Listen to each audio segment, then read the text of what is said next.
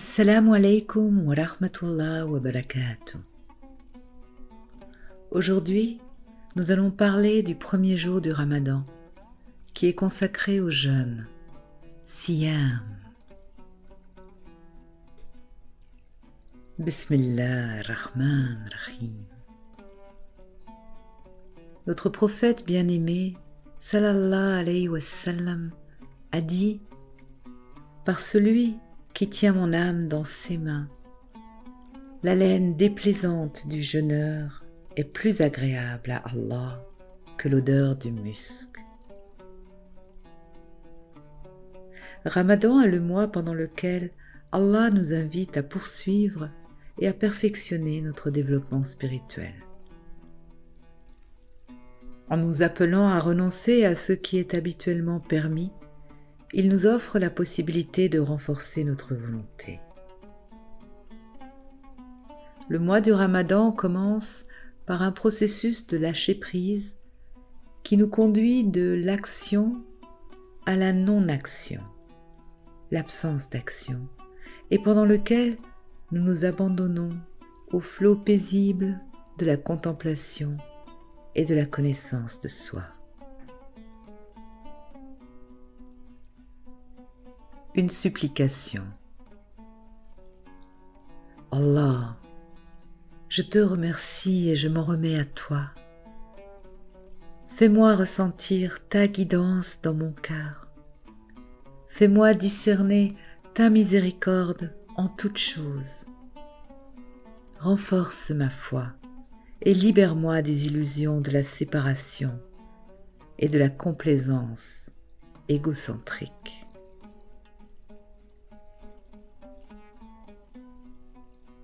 Il n'est pas facile pour l'ego, nafs en arabe, de renoncer aux habitudes. Cela nous irrite, cela nous dérange et nous montre à quel point nous sommes perturbés quand nos besoins ne sont pas satisfaits.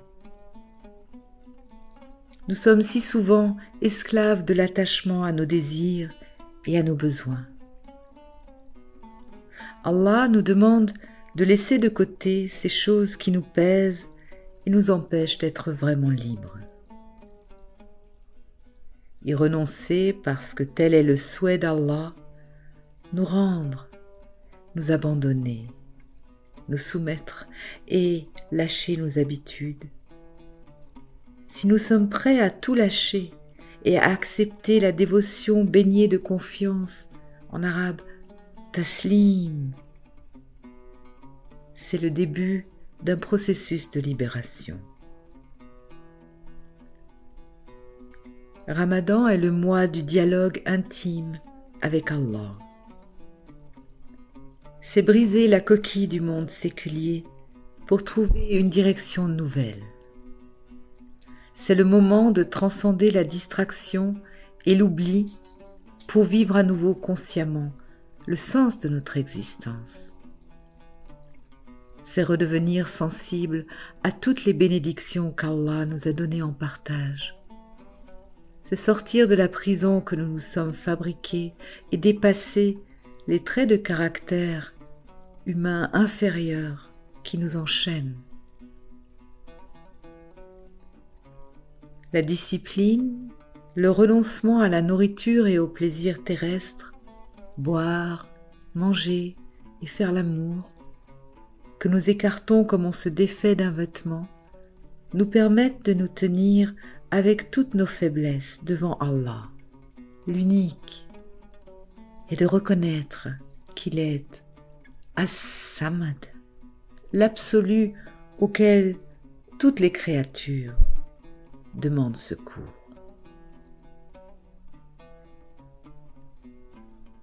Quand Allah nous pose des limites, ce n'est pas pour restreindre notre liberté, mais pour nous permettre, le temps d'une pause, de sortir de la course effrénée du siècle et de relativiser ce qui se passe dans notre vie. C'est le moment pour nous de nous concentrer sur notre relation avec nous-mêmes, notre relation avec nos semblables, avec notre environnement et avant tout avec Allah, le très miséricordieux, Ar-Rahman.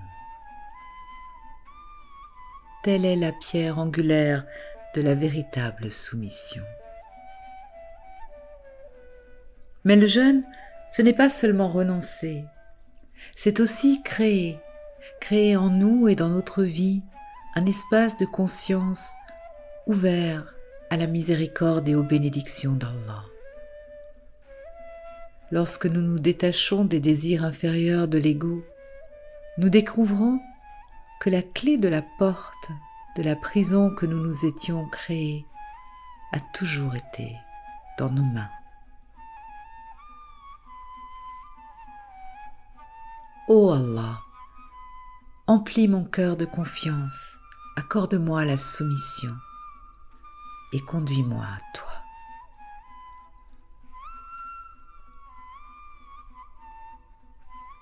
Et maintenant, j'aimerais vous proposer une pratique pour ce premier jour du Ramadan.